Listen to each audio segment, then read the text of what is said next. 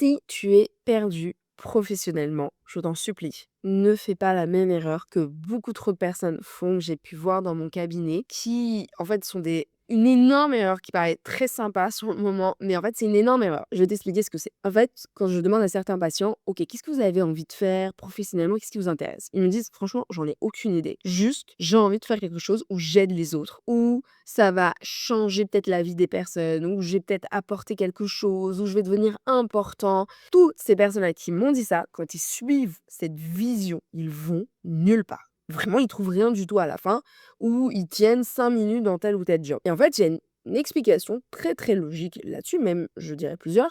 La première, c'est que c'est pas du tout concret. En fait, en réalité, qu'est-ce que ça veut dire aider les autres ou pas? Tu peux aider les autres dans plein de métiers qui te paraissent pas des métiers où on sauve la vie des personnes. Par exemple, des fois, bah, les coiffeurs, les maquilleurs, ils apportent énormément de lumière dans la vie d'une personne.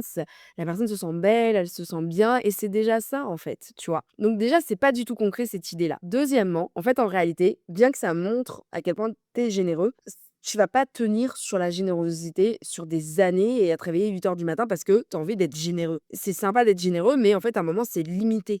Si demain, tu travaillerais au resto, comment dire, des cœurs, des gens et tout, si ce métier-là ne te conviendrait pas, tu vas pas tenir. Tu vas bien aimer ça, tu vas te sentir importante pendant 2 jours, et puis après, au bout d'un moment, ça va te saouler. Et je suis désolée, c'est vrai, c'est vraiment la nature humaine. C'est-à-dire qu'on peut faire des choses, on va donner, on va vraiment faire la différence, mais il faut un autre ingrédient qui est vachement plus important et qui est censé d'ailleurs passer avant tout. C'est quoi cet ingrédient-là? C'est 2 ingrédients même, je dirais. Le premier, c'est qu'en fait, il faut que tu fasses quelque chose que tu aimes bien faire, qui t'intéresse. Et deuxièmement, quelque chose où tu pas mauvais là-dedans. Tu vois, ces 2 ingrédients ensemble vont t'aider à avoir un vrai travail, à te réveiller le matin, à tenir ce travail sur 10 ans, 20 ans, 30 ans. Et après, ce que j'explique toujours à mes patients, si ce travail, tu arrives à le tenir, si ce travail, tu l'aimes bien, si ce travail, tu commences à bien savoir l'utiliser, enfin vraiment, tu commences à être bon là-dedans, alors après, avec ce travail-là, peu importe c'est quoi ce travail-là, tu peux en faire quelque chose où tu deviens important pour les gens, où tu apportes des belles choses aux personnes, où tu leur apportes du bonheur. Et c'est ça, c'est comme ça qu'il faut voir justement sa vie professionnelle. C'est pas à l'envers en disant je vais changer le monde en fait.